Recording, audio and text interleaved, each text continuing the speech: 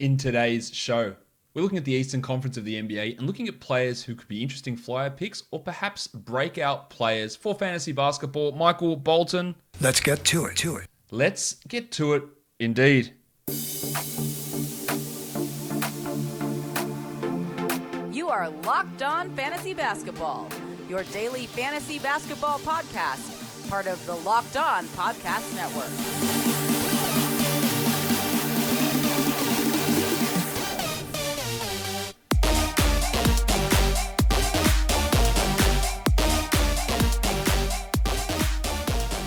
Hello and welcome to the Locked On Fantasy Basketball Podcast, brought to you by Basketball Monster. My name is Josh Lloyd and I am the lead fantasy analyst at basketballmonster.com and at Yahoo Sports Australia. And you can find me on Twitter as always at redrock_bball and on Instagram at Locked On Fantasy Basketball. I hope you've enjoyed the last 2 days' shows, a real draft with the hosts of the Locked On Podcast Network.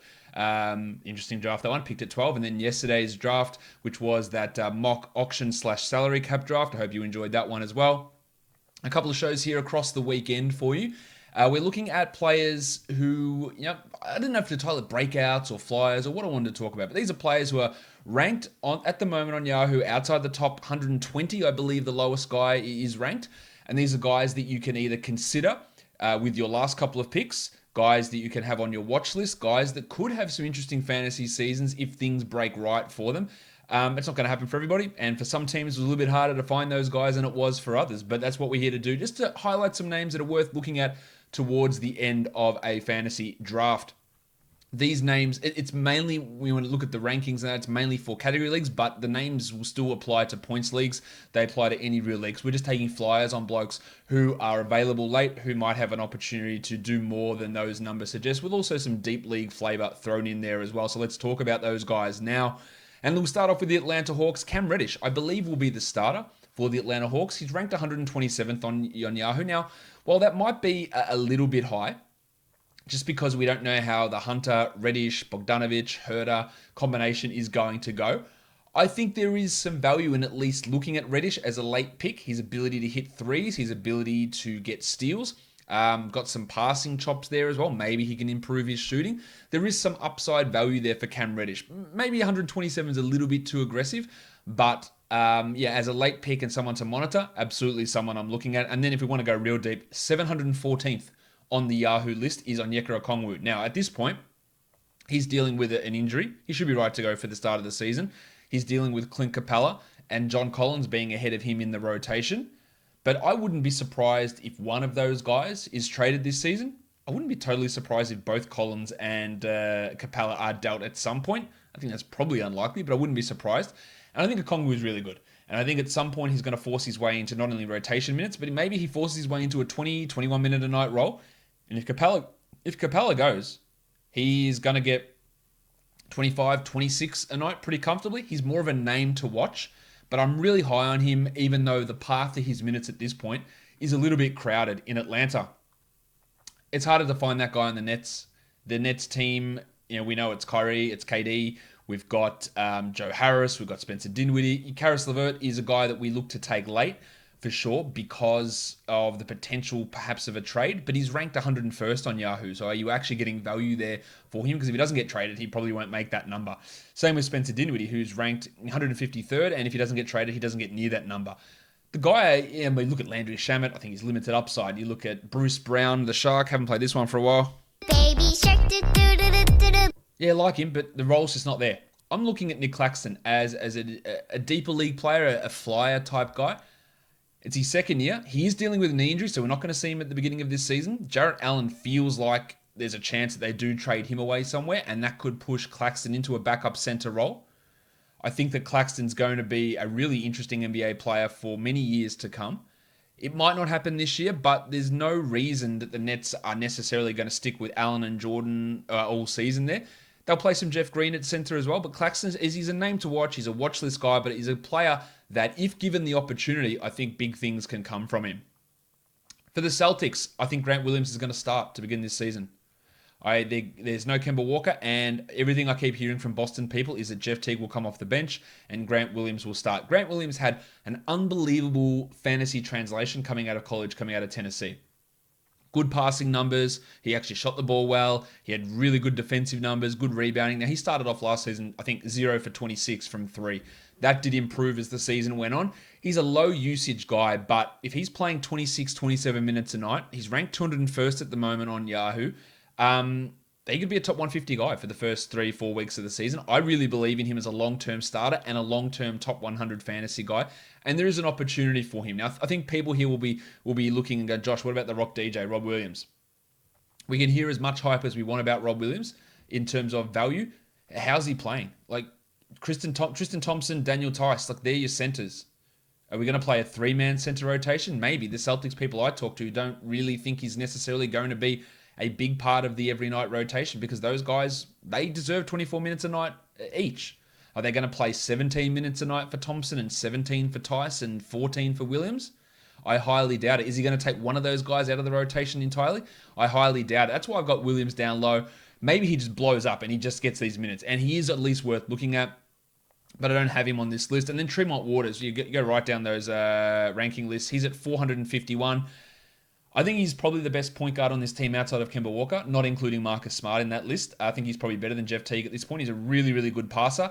He is short and the shooting is a worry. I think he's going to be a rotation guy immediately. He's just a name to watch, especially if the Grant Williams starting thing doesn't work out. Just watch for Tremont Waters. You could also throw Aaron Nesmith in there, who's ranked 634th, who's going to get some rotation minutes as a 3-point streaming option. I have really no doubt about that, especially with the injuries to begin this season to both Kemba and to Romeo Langford. The Hornets, Malik Monk. Now, Malik Monk got suspended last year, but before he was suspended, he was absolutely rolling. Now, this is a guy that's ranked 246th on Yahoo, so he's sort of way out of the discussion for guys that we're looking at because LaMelo Ball is there, Devontae Graham is there, Terry Rozier is there. Monk, in those last games before he's suspended, in the last 7 games, he scored 19, 19, 17, 25, 25, 15, and 8 points. It's really bloody good. And he shot 50% or more in 5 consecutive games. The minutes were up. The usage was up. It's going to be hard to do that, but is Terry Rozier a guarantee to be on this team long term? Is Terry Rozier a guarantee to be better than Malik Monk this season? I don't like Rozier as a player. Monk has had his issues for sure, but as a guy to watch, as a 14-team league flyer, if he's playing anything like what he did at the end of last season, then he's going to provide some real value. He was really good, and I think it gets covered over because of the suspension. He's also only 22, so there is some upside still left in Malik Monk. Feels like he's been around forever, and he's been shithouse forever, but he's still only 22. For the Bulls, got to scroll way down the list to find Patrick Williams. He's at 668. I don't think that he's starting. I think Otto Porter's going to have that role. But I don't think that we should be expecting the hammer Denzel Valentine, who's already injured with a hamstring problem, or Chandler Hutchison to really be getting in the way of Patrick Williams being a rotation player. I think he's got a real chance of being a top 200 guy, and a trade of Otto Porter would not be a surprise, or just even a change from Billy Donovan saying, well, Otto, sorry, look, yeah, at some point you're out of this rotation and Williams is there. I think Williams is better as a 4 than a 3, and maybe that requires a Lauri Markkanen deal or a Thad Young deal to get him those minutes, but he's a name to watch who can be a 1-1 guy. It's not a guy that I'm drafting in most situations. It's more of a player that I'm watching and seeing if that opportunity unfolds, because Markkanen, there's been talk about him being traded. Otto Porter's not a part of the team in the future. Williams could at some point in this season see his role expanded, and that would be something I'm interested in seeing. For the Cavs is where the real value, I think, lies, because I'm big on Darius Garland this year because the minutes are going to be there. He's going to play a big role. He is going to hopefully improve his playmaking. Now, there's a lot of issues with what Garland does. He doesn't really get to the line. The steals are non-existent. He's a horrible rebounder. The assists were really low. I think under and I can't believe I'm saying this, but under an NBA level coach in JB Bickerstaff, who I think is a terrible coach, but he's significantly better than John Beilein was, Garland has an opportunity to really expand what he does. I love picking Darius Garland at the end of drafts because he is ranked, like as you see here, 137th. Get him in that round 12, round 11 range, and I think you're in a pretty good spot. Same with Kevin Porter Jr. Now, interestingly, Bickerstaff coming out and they're talking about who's your starting small forward, and he's throwing out names like Isaac Okoro, Chetty Osman, and Dylan Windler, but not Kevin Porter. So are they going to put Porter in that backcourt mix? I think they probably will. There's only in the backups, there's Dellavedova and Dante Exum. So Porter's going to get minutes in the mid to high 20s, with Sexton perhaps shifting over to point guard at times, although they'll give Dellavedova some of those minutes. Porter really showed an ability to play fantastically last season, and there's an argument to be made he's a better prospect than both Garland and Sexton. Again, this is a nice flyer at the end of the draft. He's ranked 147th on Yahoo at the moment. A nice flyer over there. Just take him and see where it goes. Hopefully the shooting improves. He's got some passing ability. He's got a real chance to blow up and could easily just overtake some of these guys in the rotation and put up some good numbers. And then if you go right down the list, number 707 is Dylan Windler. First round pick last year, didn't play at all. Suffered a fracture in his leg, and he is a guy that's in the mix to start at small forward. He can shoot threes, that's what he does. But he's also a guy that's a solid defender and a really good rebounder. I don't know how much he's going to play, and even my projections don't have him all that high because I just don't know how that rotation is going to go. But if he gets a starting job and they go, well, you're playing 26 a night, he could hit 2.5 threes and get 7 rebounds. It's going to be hard to get those rebounds next to Andre Drummond, yes, but he's a good rebounder. 12 points, 13 points. It's a possibility for Windler. So he's a deeper league guy, but he's absolutely a name. Just don't get him out of your mind. Keep him on a watch list. I think he's going to overtake Chetty Osman at some point this season. Windler is already 24, so that's a little bit of a downplay there on his value. But he is a name to at least watch, and watch how that position battle looks over preseason as well. For the Pistons, I've got to throw my boy Killian Hayes in there. You know that I loved him in the draft. I had him number 2 in that draft. He slid to the Pistons. He's their starting point guard. I think he's probably going to be a top 100 player, but the Yahoo ranks haven't reflected it. 129th. You grab him anywhere you want in that round 8, 9, 10 sort of level. He might have poor field goal percentage, sure. He can only go one way, sure. I think he's going to be really good. I think he's going to get assists. He'll get steals. He'll hit threes. He can rebound. He can score. I'm big on Hayes, and yeah, while he is a guy that everyone sort of knows, the fact that he's still outside the top 120 means that he is a guy that you can get late in a lot of spots, and I love it. Absolutely love it. Massive chance to be Rookie of the Year. Massive chance to be the best ranked fantasy rookie this season as well. I think Mason Plumlee at 227 is way too low. Plumlee's going to be the starting center. If he plays 30 a night, he's probably a top 120, 100 sort of a guy. And if you punt free throws, he's a top 100 player. Great field goal percentage, can block some shots, can pass, can rebound. Jahlil Okafor's trash. Isaiah Stewart's a rookie who shouldn't have been picked as high as he was. He's not taking these minutes. Plumlee's going to have some good value. And then the other one to look at, now I could have had Delon Wright in here. You know how I feel about Delon. His ranking's 133rd. Throw him in there. He's a flyer type as well. But Svi Mikhailiuk might get that starting job. Now, Svi doesn't do too much else apart from hit threes, but he can do that at 40%. He can hit 2.5, 3 triples a game. Give him like a JJ Redick type of streamer 3-point shooting option. Not doing too much else, but realistically, at the ranking of 200, I don't hate taking a flyer on Svi Mikhailiuk with one of your last picks in a fantasy draft. For the Pacers, this was a harder one to find guys for because their rotation just feels set. I think we look at Aaron Holiday heading into his 3rd year. Is this a breakout? Does he just take all of TJ McConnell's minutes? Does he push and take some away from Justin Holiday, his brother? Jeremy Lamb's out and is going to miss the first month and a half, 6 weeks of the season, 8 weeks of the season. Holiday's got an opportunity. He can get assists, he can hit threes, he can score. It's going to require some development, and I probably wouldn't recommend drafting him, but 273rd seems pretty low. So I'd absolutely be having him on my watch list. And if Brogdon goes down, if Oladipo is traded or goes down, there's a big opportunity there for Aaron Holiday. And then the other one is the Dart, Goga Badadze. Problem with my Gogo-mobile. Gogo-mobile? No, not the Dart. Not the Dart. Not the Dart at all. Goga. He's good. I really like him long term. Of course, Miles Turner and Domantas Sabonis are still there. How long are they going to be there? Will Turner get traded? And then would they run with the Sabonis-Badadze pairing? That would be really interesting to see. I'm super intrigued to see what Goga can do this year and how Nate Bjorkgren uses him and unleashes his offensive and shooting potential. Probably going to be more of a deeper league guy this season, but just watch what happens if there is a trade there and what the Pacers do. He's someone that I'm really, really keen on seeing what happens with him this year. For the Heat, very similar to the Pacers. Hard to find that guy. Do I like Kendrick Nunn? You know the answer to that. Tyler Hero is already ranked too high. Duncan Robinson's ranked too high. I thought Kelly Olynyk at 230 was worth looking at. He's got a role, but is there actually upside for him to break out? Probably not. Mo Harkless is ranked at 193. Harkless, I think, could be a starter if they don't go with Myers Leonard. And he's got that 1-1 potential. If his shooting gets back on track, if he plays 30 minutes a night, which is not outrageous, but maybe he just steps into the Jay Crowder role and gets you 1.4 blocks or one block or 1.4 steals and 1.4 threes with 7 rebounds. It's not outrageous to think of that from Harkless. So he's a name to watch. He's a flyer type if you're looking for some defensive stats, especially if we do see that he is in that Heat starting lineup. For the Milwaukee Bucks, DJ Augustin is the guy for me. Yes, Dante DiVincenzo, you know all about him, but he's 110th on Yahoo. I'm trying to keep guys outside the top 120. I think Dante's a top 100 player, and I think he starts, but they could also go with DJ and then push Drew Holiday to the 2. And if DJ plays 27 a night, he'll hit a lot of threes, he'll get you some assists, he'll score a little bit, and there's value in him there as well. I think Bryn Forbes is another option to start, but he's a horrible, horrible fantasy player, so I didn't want to put him there. But DJ Augustin at 236, he's going to get minutes. He's going to get you maybe 4 assists a game anyway. And as a late pick, if you're looking for those assists, I wouldn't mind getting him there, just hedging to see exactly how they run that rotation there in Milwaukee. The Knicks, this is where I like it. Alec Burks, really good value, I think, for Burksy here. I don't know who they start at the 2. Do they start RJ Barrett there? And if they do, then who starts at the 3? Reggie Bullock?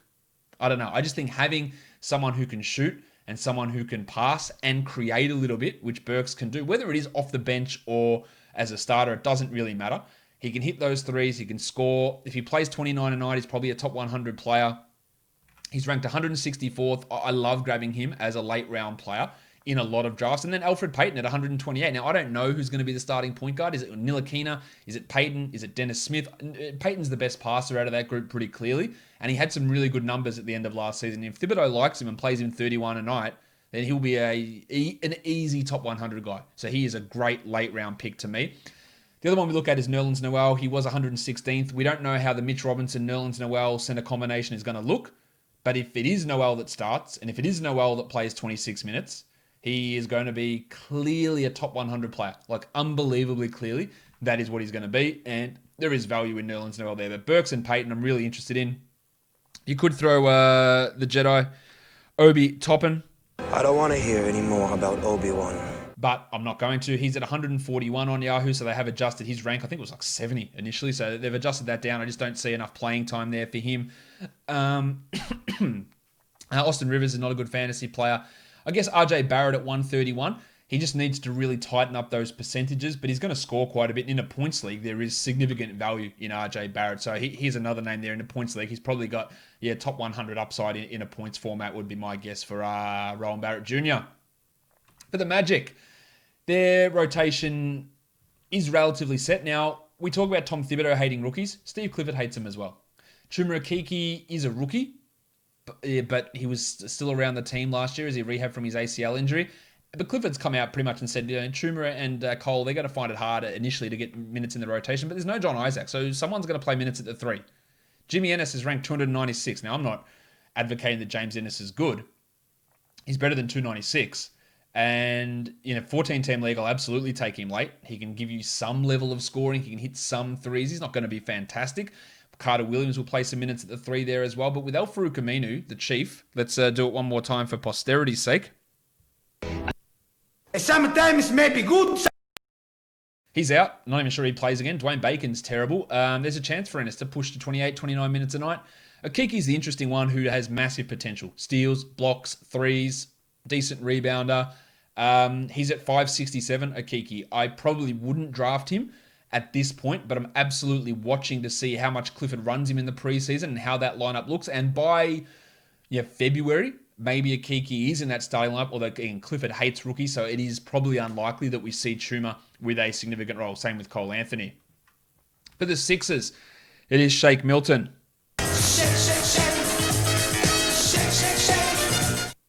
Despite speculation that it wasn't speculation, people just said, well, Shake's starting. He doesn't look like he is. It's going to be Simmons, Curry, Green, Harris, and Embiid. But Shake's going to get his role. Now, the problem with Shake Milton is he does absolutely nothing apart from shoot threes. And if he's not getting the volume and not getting the minutes, it's hard for him to have great value. But at 192, if they do decide to play him in a full 27-minute Dennis Schroeder type sixth-man role, which they could, Milton could beat that number. I have skepticism. We saw he played those big minutes in the bubble as a starting point guard, and he doesn't do anything because he gets no rebounds, no assists, no steals, no blocks, doesn't get to the line. He's a really poor fantasy player at this point, outside of being a great three-point shooter. But that could change. So he's a name to watch as a points and threes type streamer. And again, not starting. If he was starting, I'd like him a little bit more. But there is something there to see a little bit with Big Shake Milton at number 192. For the Raptors, these ones are easy. Aaron Baines. He's probably going to be the starting center. He's ranked 175th. He should be a top 150 guy. If he plays 30 minutes a night, he will smash that. He hits threes, he rebounds, he gets some blocks, he scores. The problem with him is injuries, and he's 34 years of age. So he's not young. You're just mad because your ass is old. And that's probably a problem there, but I happily take him in the last pick. Same with the wiki, Chris Boucher, 132. I think Boucher is a top 100 player, to be honest, this year, even in limited minutes. He blocks shots like they are going out of fashion. He can hit threes, he can score, he can rebound. He can play power forward and center. If he plays 25 minutes a night, the top 100 is absolutely toast, in my opinion, and he doesn't even need to. But to be a fantasy relevant player, give him 22 minutes a night, and he beats that ranking of 132 pretty comfortably. So the wiki, Chris Boucher at 132, and Aaron Baines at 175. And the last team I want to talk about here in the Eastern Conference is the Washington Wizards. I think that Isaac Bonga probably is the starting three. Beal, Westbrook, Hachimura, and Tom Bryant, and then and then Bonga at the three. But they'll move that position around between Isaac, between Troy Brown, and between Denny Avdia. Troy Brown's ranked 171 on Yahoo. He plays 28 a night. If he gets that starting job and holds it down, he'll beat that. Now, whether it's starting job or coming off the bench, actually, it doesn't really matter because he can run that second unit and probably do it alongside Ish Smith and Hal Neto, get some assists. Maybe he starts to hit some threes, but gets steals, is a good rebounder as well. There is value in Brown as a late round pick. Avdi is ranked 258th. And while I'm not the highest on Denny, I think 258 is way too low. I don't see him getting huge minutes initially with Bonga and Brown already there. He can play some backup four, but the problem is that Hachimura and Bertans are getting that role, all 48 minutes pretty comfortably. So that's going to put a limit on what Denny can do. But hopefully he can get some steals, he can rebound, he can get some assists. And at 258, he's at least a name to watch, especially until we work out how that lineup and how that rotation looks and how the starting five looks for the Washington Wizards. That'll do it for me today. I'll be back tomorrow looking at the Western Conference and some breakout and flyer types there. Don't forget, you'll never miss a show if you subscribe. Apple Podcasts, Google Podcasts, Stitcher, Spotify, and on YouTube. Guys, we are done here. Thank you so much for listening, everyone. See ya.